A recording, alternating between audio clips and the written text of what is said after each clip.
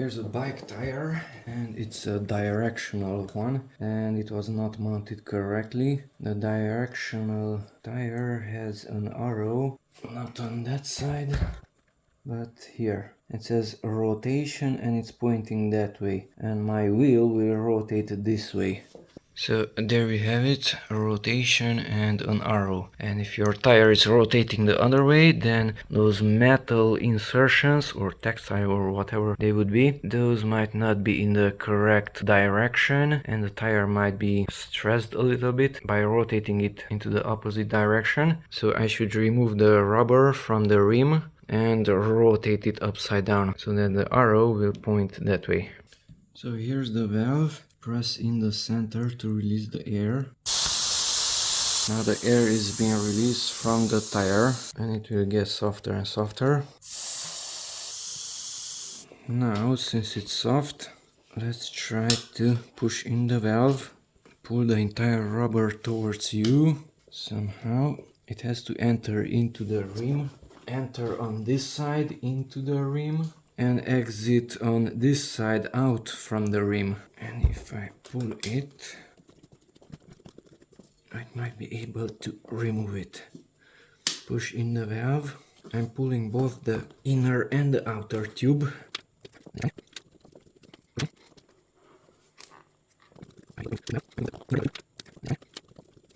And now finally it is coming off. Rim is there, rubber is here. Now turn it upside down 180 degrees. The inner rubber is inside, so it's not a tubeless tire. If you want, you can line up the text on the rubber with the text on the rim. For that I have to remove the inner one. Let's put that there and this to the opposite side. And now introduce the inner tube, the location of the valve, which is here, so that should go there. So here's the text, there's the other text, and then the inner tube should enter here. So the text is exactly at the valve. So push in the inner tube, something like that. Now insert the valve, this there into that opening. Now check the rotation direction once again.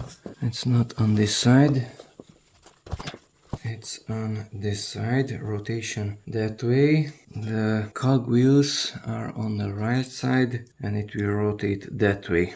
Now introduce both of them, the outer one and the inner one, into that zone. It has a protective layer, a blue one, so that the end of the spokes will not hurt the inner tube. And put both of the sides, upper and lower, into that zone.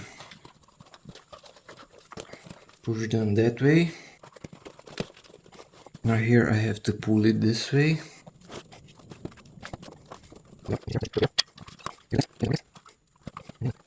And that's the last portion. Get in, inner tube, get in.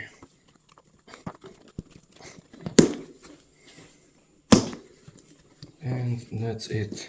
Mounting it was easier than removing it. So now the rotation direction is correct. The text is exactly at the valve, and the other text is exactly on the opposite side.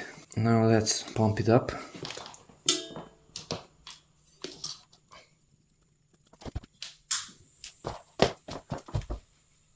I meanwhile arrange it a little bit. I don't really like it. Something's not right.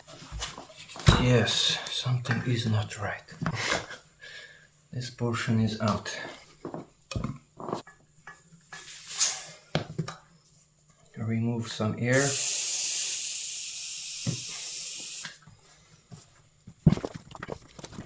Now it's better. Put the air back. Now make sure it's evenly distributed. The rubber has a line. That line is not really visible here. Pull it out. Now it's visible here. It is being pumped up. Pressure is increasing. It is getting harder and harder. This line is a homemade one, so here it will break when the pressure is too large. The plastic will blow off. It is already blowing it off. That's it. Simple protection.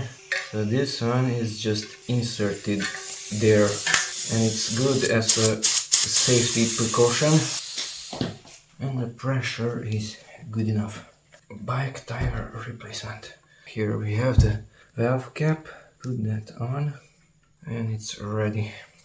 Now the wheel should be inserted here. This will be lifted up and the tire will enter here from above. Here and here. And it has a quick locking mechanism. So the hub is here at the chain. The brakes, disc brakes, those pads have to enter here. So I have to insert the disc between those two brake pads.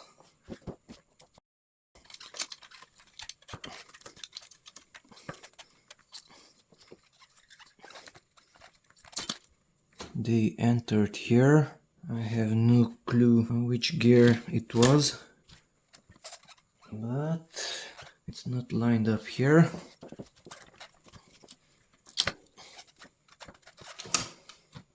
And I think it's okay.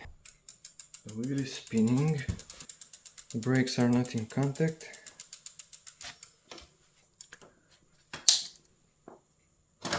So that's up and that's down.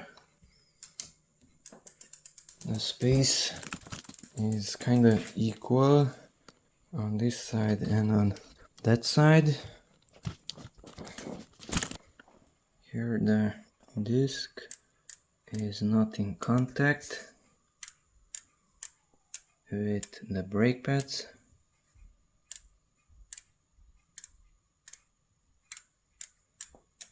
So theoretically I could lock it this way and now rotate it. It's too tight. Now it's better.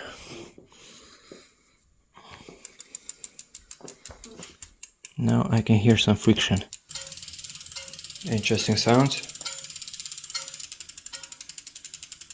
And that sound is brake related because when I pull the brakes, that sound gradually disappears and then reappears.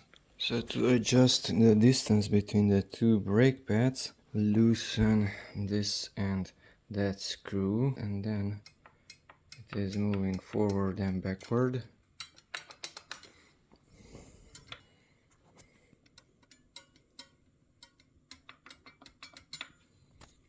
Now, after more adjustment of the brake using that tool, the sound is gone.